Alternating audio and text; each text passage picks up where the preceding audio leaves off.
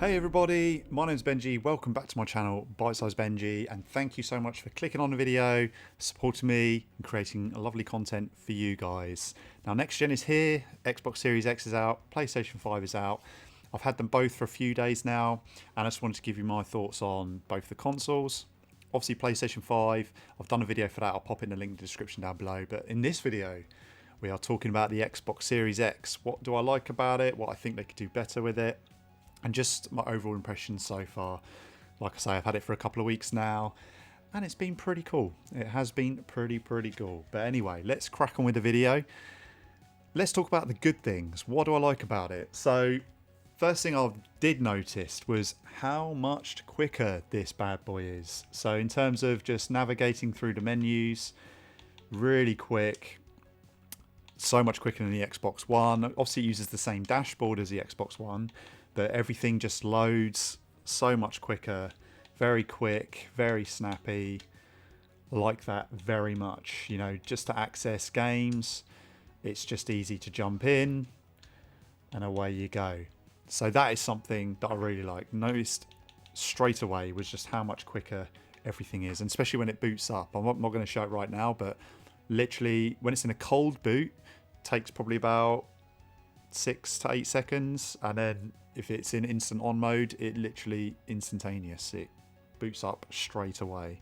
Other thing I like, the controller. So my preferred choice of controller is the Xbox controller. Anyway, I like the offset stick configuration, but they didn't change it a lot, this controller. Obviously with PlayStation, they've gone for haptic feedback and you know, adaptive triggers. With this, they literally just added a share button, and they've changed the D-pad slightly as well.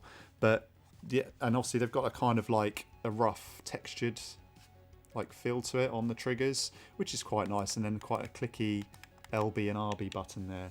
But I love the Xbox controller anyway, so I'm glad they didn't change it too much. But you know, there's things I think they could probably have done, but we'll go into that a little bit later. But yeah, love the controller, very cool.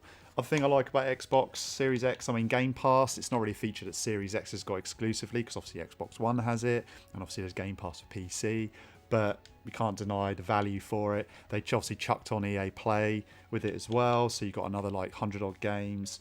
So you just got so many games. It's ridiculous, absolutely tons. So with the EA games as well, I think it's like 200, maybe 250 games with PC games as well.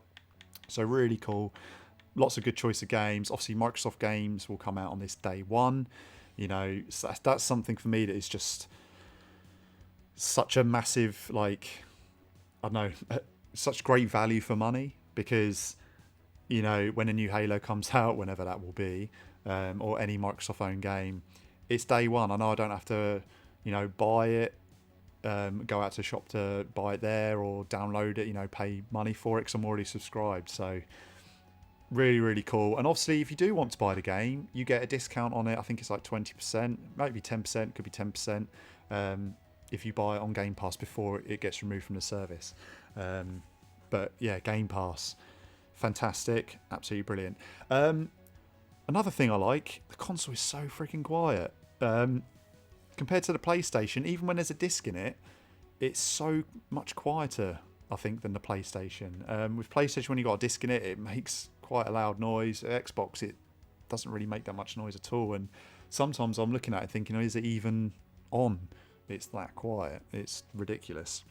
Probably one of my favourite things about this, and it coincides with backwards compatibility as well, is, you know, they've been saying from day one about how they're supporting backwards compatible, you know, every generation of Xbox, so OG Xbox games, 360, Xbox One, obviously Xbox Series X games, all work. And wow, does it work really well. It kind of goes into the whole how quick it is. So I've got Doom Eternal here running at the moment. Really cool, one of my favourite games of the year. Absolutely love Doom Eternal, fantastic game. Let's go back to the home. So I want to play some Forza. Hopefully a quick resume activates and it'll jump in. There's the quick resume. Hopefully we'll get back into the game. And here we go. Now, I'm not saying quick resume is it's like, oh, it's so good because you can have like 5 or 6 games running at the same time. It's not really about that, because I don't really flip between loads of games all the time. It's more about like if I play quite a few different games over a period of time. So say if I'm playing like 3 games in the week, and like on Monday and Tuesday I'm playing Doom, and then I'm like Wednesday, Thursday I want to play Forza, it still remembers where I was, even if it's from a cold boot as well. That's even if I've unplugged the console, it just remembers where you were. See if it remembers where I was playing Doom. I was playing Doom the other day. A quick resume's come up. Sometimes, so I think it varies from game to game. Quick resume doesn't work all the time straight away. I think it depends on the developers. Oh, here we go. It was on sale for like £1.29, I think it was, Doom 64. There we go, a bit of retro Doom 64. So let's see if it remembers where I was on Banjo. This will be interesting. So it's got quick resume.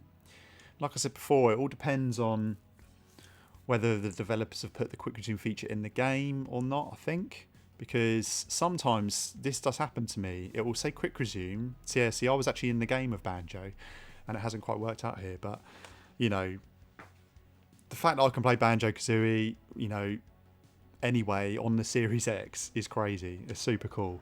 So the backwards compatibility feature and the quick resume, very good. I like it a lot. I could see me using those features a lot over time. And I think Game Pass, you know, I'll add so many more games as well, like the OG games, and obviously 360 down the line. So yeah, really, really like that feature. And the load times as well. You know, if we go into something like, let's stop Doom, and let's see. Yeah, if we just quit Doom and see how quickly it loads from a cold boot. Let's see. Because Doom used to take quite a while. I didn't even have an Xbox One X. I had an Xbox One S, and it used to take quite a while. And that fan used to go pretty loud sometimes. But yeah, some of the load times on some of the games, it's pretty fast. But it's not too bad. Yeah, we got the Bethesda, we got the splash screens coming up now. So yeah, like I say, some of the load times, they vary. Some like the graphically intense games take a little bit longer to load up, but nowhere near as long as it was on my One S. Like I'd still be looking at the original Doom art probably at the start. So yeah, really impressed with the load times on it. Now, what are the things I don't like about the Series X? So I've talked about all the things that I like. It's quick, it's fast, the backwards compatibility on it's really cool. The controller I like. It's very quick, it's very quiet. Love all that good stuff. What don't I like? The one thing that I think was a big shame was them going with the UI from the Xbox One. I know why they've done it, because they want it to be consistent. They want you to feel like you're not really, you know, all of your systems are in the same, they've got the same games on them.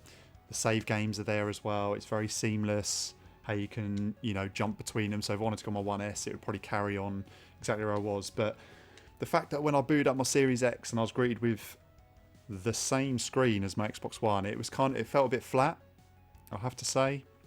And that was a bit of a shame. It didn't feel like next gen, you know.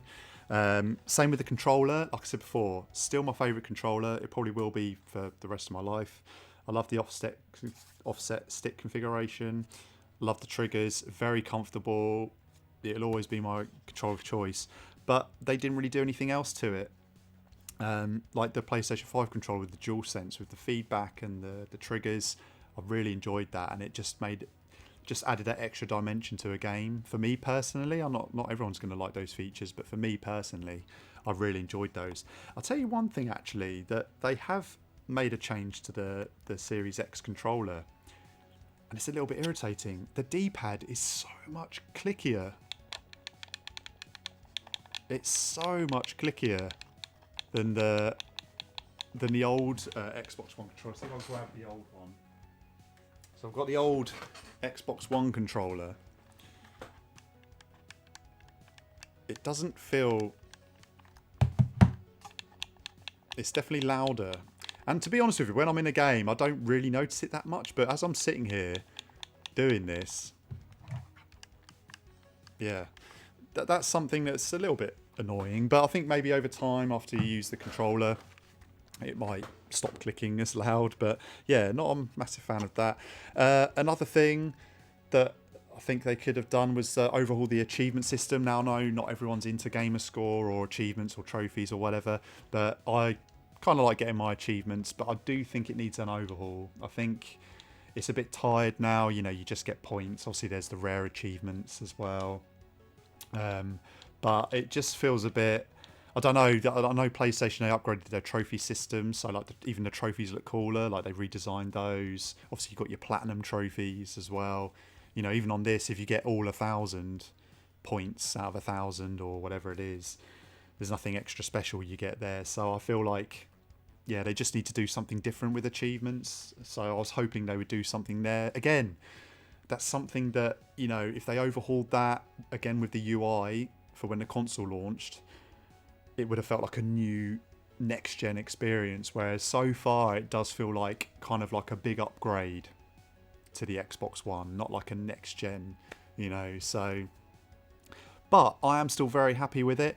It will still be my console of choice when it comes to multi-platform games. Just like I said, I like the controller, I like that configuration. I'm used to the ecosystem of the Xbox as well. Like I like Game Pass, I've got my rewards on here as well. I can get points where I can get gift cards and so on and so forth. And like I say, with the Microsoft-owned, you know, studios, I know the games are a little while away, but down the line, they come to the Game Pass. Day one, there I am. I can pre-download it onto my Xbox and it's ready to go. So I think over time, it will really come into its own Series X. I think right now, I think PS5 is definitely, for me, out of the two, I've been playing my PS5 a lot more than I have my Series X, because PS5's just had those newer experiences. They obviously got the exclusives with like Demon's Souls and Spider-Man. So yeah, I've been really interested in the PS5. But Xbox Series X, it's got potential. It definitely has, especially with obviously them acquiring Bethesda, all those exclusives day one on Xbox, and you know that they're going to have the best versions on there as well. It's looking pretty sweet. So I think, yeah, I think it's like the dark horse, the Xbox. I think, you know, they're just getting everything in place. I think they just wanted to get the console out for Christmas, and then they'll build on it. I think next year you'll see some big movements over there. And even the controller, I think, you know, where everyone's raving about the DualSense, I think they might even go back and they'll release another version of the controller, like an Elite 3, and they'll have haptic feedback and, you know, adaptive triggers and so on and so forth. But we'll see. We'll see what happens. At the end of the day, for me, it's all about the games and having loads of fun, isn't it? That's what it should be all about. And that's pretty much it, guys. That is it about the Xbox Series X. That's my my thoughts on it. And yeah, like I say, very much enjoy it. Definitely room for improvement, but I am still enjoying it very much. And I hope you guys enjoyed the video. If you did, let me know in the comments down below. Like, subscribe, all that good stuff. Helps me out a great deal. And thank you so much for the support. And as always, on Bite Size Benji, happy gaming. And I'll see you in the next video.